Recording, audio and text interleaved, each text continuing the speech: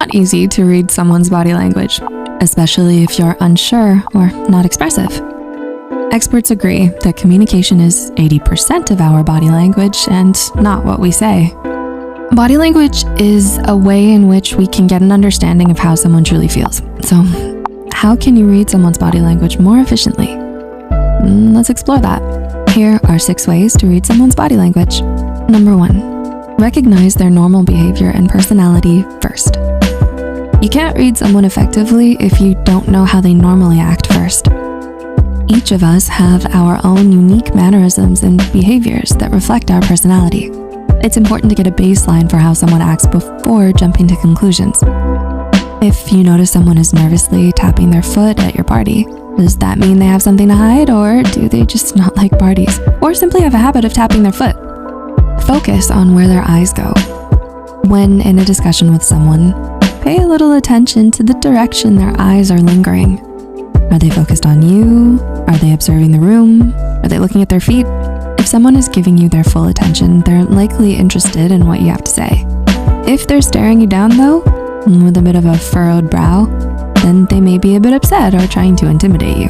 Of course, when someone often drifts their gaze from your eyes, they may be distracted or hoping for the conversation to end.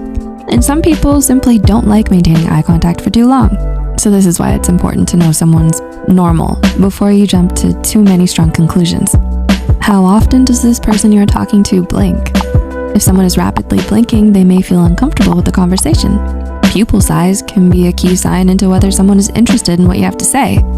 Our emotions can cause our pupils to change in size. When someone has very dilated eyes, that may show that they're highly interested in what you have to say, or even attracted to you. Just pay attention to the lighting of the room before you jump to conclusions. Their pupils could be dilated simply due to a dimly lit room. Notice their posture. How someone holds themselves can reveal a lot about them. Maybe they hold their head high because they've had a good day, or maybe they're slumping in their seat because they didn't quite get a full night's sleep. Notice if someone holds their head high in a manner of confidence, or maybe they have a strong ego and puff out their chest.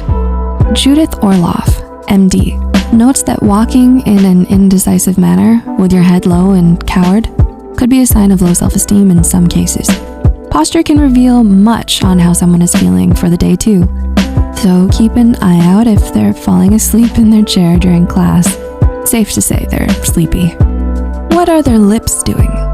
Another way to get a read on someone is to be aware of their lips and what they're doing when they aren't the ones talking.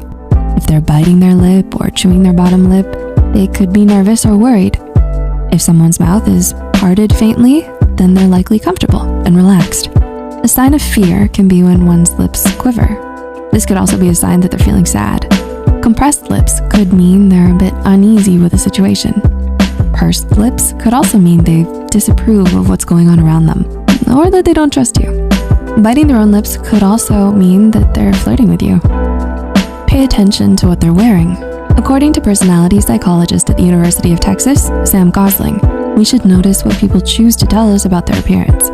Gosling calls these signs identity claims, and they can include little things like what we wear, tattoos, bumper stickers, to even our screensaver. Gosling explains that identity claims are deliberate statements we make about our attitudes, goals, values, etc. These are deliberate choices, so pay attention to what people want to convey about themselves. Look out for particular facial expressions. There are a few common facial expressions that can give way to what someone is really thinking or feeling. When someone's jaw is clenched and they grind their teeth, that can be a sign of tension. Someone may feel bitter, angry, or contempt if their lips are pursed. Deep frown lines forming? You can bet they're worried or overthinking. Want to know if someone is genuinely smiling in delight? Look for what is called the Duchenne smile. According to Healthline, this occurs when the zygomaticus major muscle lifts the corners of your mouth at the same time the orbicularis oculi muscles lift your cheeks and crinkle your eyes at the corners. Basically, it's the type of smile that reaches up to your eyes, causing those wrinkles by your eyes known as crow's feet to appear. This type of smile appears when someone is genuinely happy, as opposed to a polite and kind smile, or even a forced smile. And there could be an easier way to interpret different smiles. Cardiff University's Magdalena Rychlowska and her colleagues of researchers developed a classification of smiles and their effect on others with the help of a complex modeling program used in 2017.